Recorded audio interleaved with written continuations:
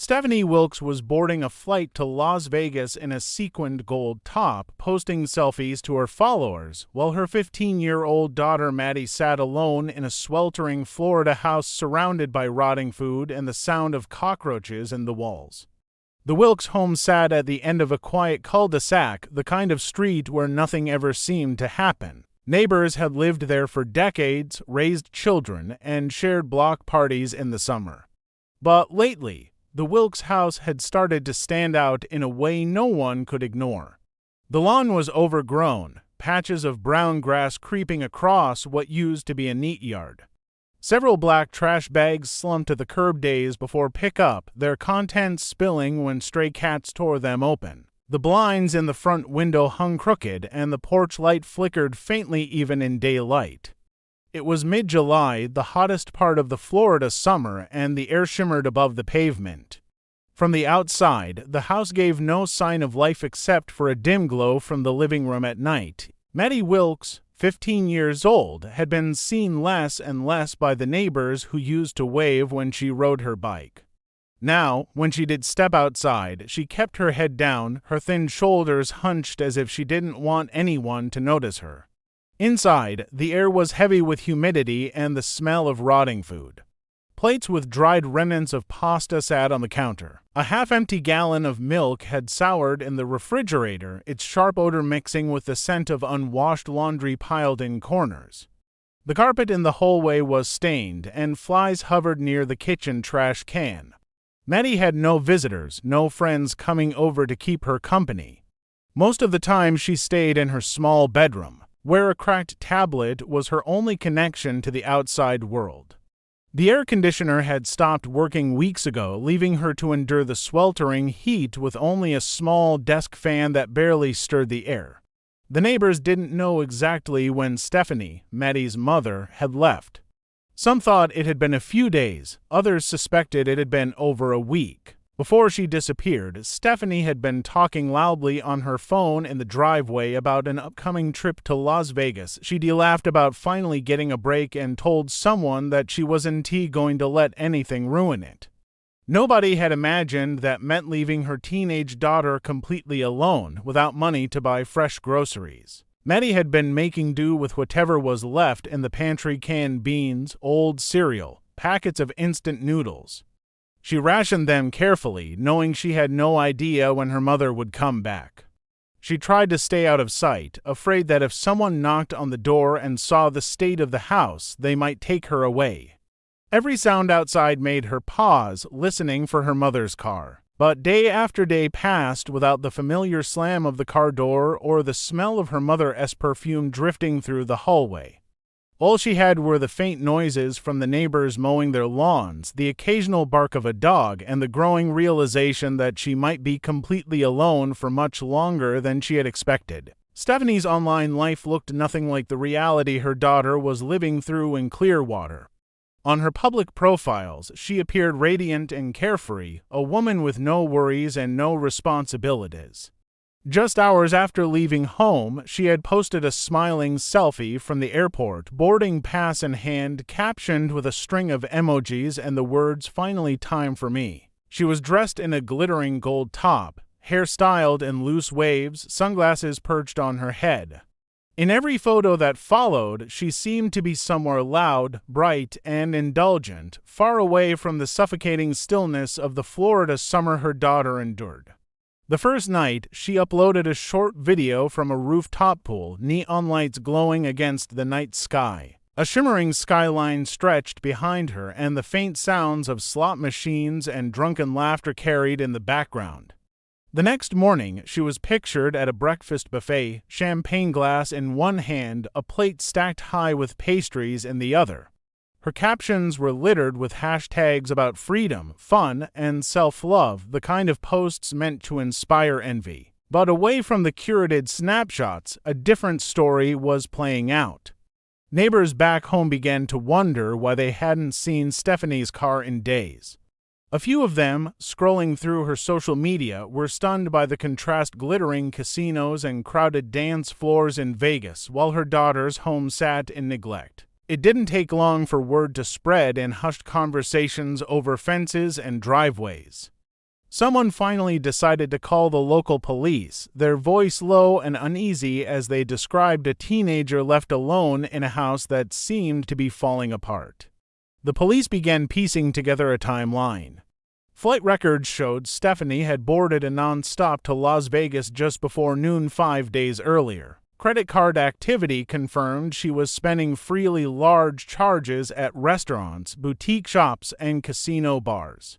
In her posts, she boasted about playing blackjack and hitting a lucky streak, posing with a pile of chips on a green felt table.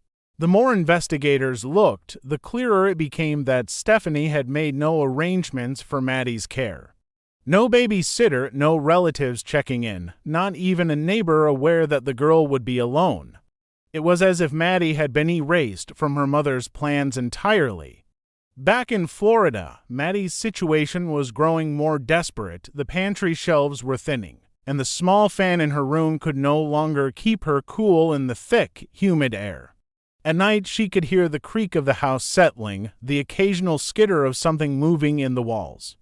She avoided turning on too many lights, afraid the electric bill might get too high and cause another problem she couldn't fix. Meanwhile, Stephanie's online presence only grew louder. She seemed unstoppable, moving from one glittering venue to another, while the reality she had abandoned waited quietly in the sweltering dark. When the officers pulled up to the Wilkes home, they expected to find a messy but manageable situation: a teenager who might need a welfare check, maybe a stern phone call to a parent. What they stepped into was far worse. The moment the front door opened, the stale, sour air hit them. The kind of smell that clung to clothes and hair, the product of days, maybe weeks of food rotting and trash piling up. The heat inside was suffocating, pressing against their skin like a heavy blanket. The kitchen was the first place they checked, and it looked abandoned yet chaotic. Dishes with dried food formed small towers in the sink and on the counter. Empty cans and bottles rolled underfoot. A loaf of bread sat open, the slices green and fuzzy.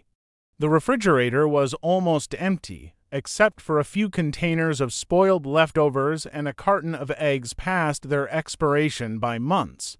When an officer reached to close the fridge, a cockroach darted out, disappearing into a crack in the wall. The living room wasn't much better. The carpet was stained, the couch cushions scattered and grimy.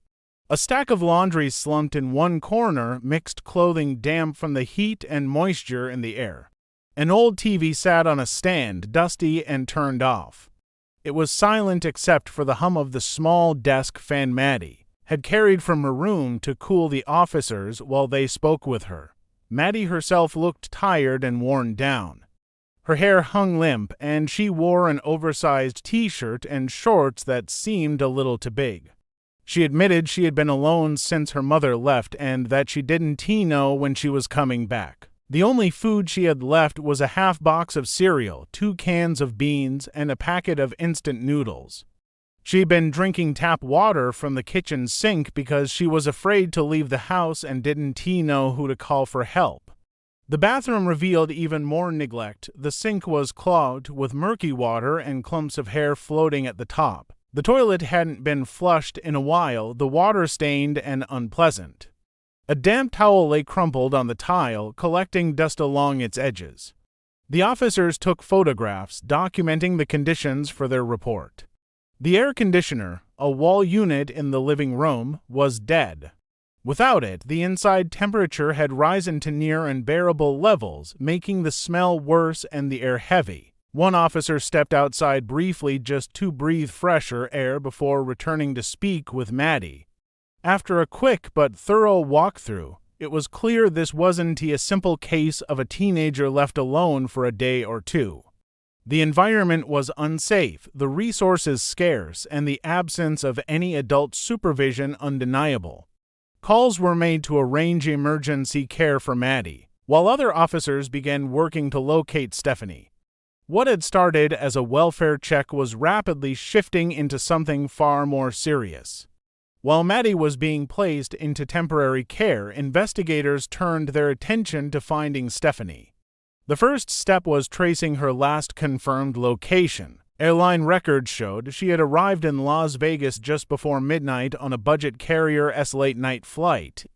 Security footage from McCarran International Airport caught her walking briskly through the terminal, pulling a shiny pink suitcase, her phone in one hand.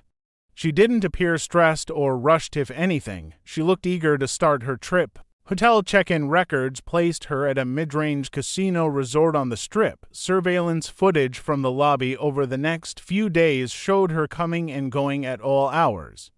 Sometimes she carried shopping bags, other times she was dressed for nights out, hair and makeup meticulously done. One clip showed her laughing with a group of strangers near the slot machines.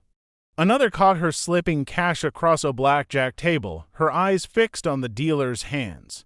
Credit card activity told the same story, hundreds of dollars spent on dining, drinks, and clothing.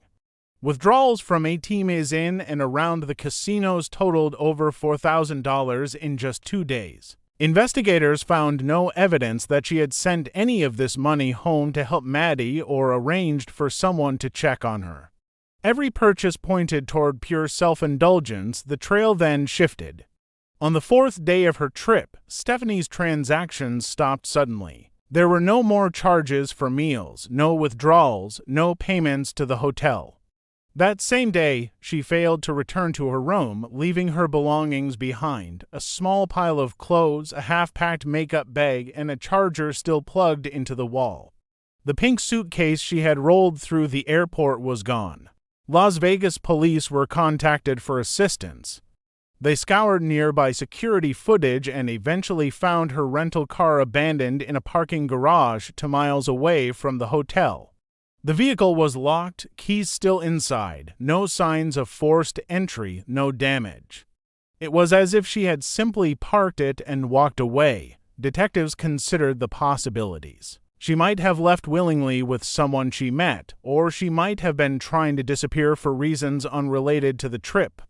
There were no calls from her phone after that day, no social media posts, no contact with friends or family. Back in Florida, these developments only deepened the unease. Stephanie's sudden silence contrasted sharply with the non-stop attention-seeking behavior of her first days in Las Vegas. Investigators began to wonder if something had gone wrong, if the person they were now trying to locate was not a carefree mother enjoying a trip, but someone running from danger or already caught up in it. What had started as a case of neglect was now beginning to look like the opening act to a much stranger and potentially darker story. 2 days after her rental car was found abandoned, Stephanie surfaced hundreds of miles away in a dusty border town in Arizona. A small sheriff's station received a call from a woman claiming she had been traveling alone, was out of money, and needed help getting home. When deputies arrived, they found her sitting on a bench outside a gas station, her hair pulled back into a messy bun, wearing a wrinkled tank top and jeans. Her sequined Vegas outfits were gone. She carried no luggage, no purse, just a plastic grocery bag containing a water bottle and a few snack wrappers. She told the deputies she had left Las Vegas in a hurry after a disturbing encounter. According to her account, she had been playing blackjack late one night when a man approached, congratulated her on a win, and offered to buy her a drink. She claimed that after she accepted, the man became aggressive, pressuring her to join him elsewhere. Stephanie said she refused, but later noticed him following her in the casino. The next day, she withdrew all her cash for safety and checked out of her hotel. She alleged that the man confronted her in the parking garage, threatened her, and took most of her money before she managed to leave in her rental car. From there, she claimed she drove aimlessly, sleeping in the car until she decided it wasn't safe to stay in one place. She said she abandoned the vehicle because she feared it could be tracked. With no phone, she said she dethroned it away to avoid being located. She hitchhiked part of the way toward Arizona, eventually arriving in the border town on foot. Investigators were skeptical. Surveillance footage from the casino showed her leaving alone on the night in question. No man was visible in the background of the clips provided. There was no report to hotel security, no 911 call, no witness who remembered her mentioning being followed. The casino's parking garage cameras showed her walking to her car without any sign of distress, placing her suitcase in the trunk, and driving away. When confronted with these inconsistencies, Stephanie insisted the cameras didn't tell the whole story. She claimed she was protecting Maddie by staying away, saying she didn't want danger to find its way back to Florida. Detectives noted that she seemed more concerned with defending her actions than asking about her daughter's well-being. Ultimately, the focus shifted back to the original and undeniable crime, leaving a minor alone in unsafe conditions for an extended period. Stephanie was arrested and charged with child neglect and abandonment. Maddie, in the meantime, had been placed in the care of an aunt in a neighboring county. Though Stephanie's story about the missing money and the mysterious man was never confirmed or disproven, it left lingering questions. Some wondered if she had fabricated the tale to deflect from the neglect charges. Others believed there might have been some truth, hidden in a web of exaggerations. Either way, her trip to Las Vegas ended not with the glamour she had shown online, but with the image of her sitting in a holding cell, far from the glittering lights she had chased.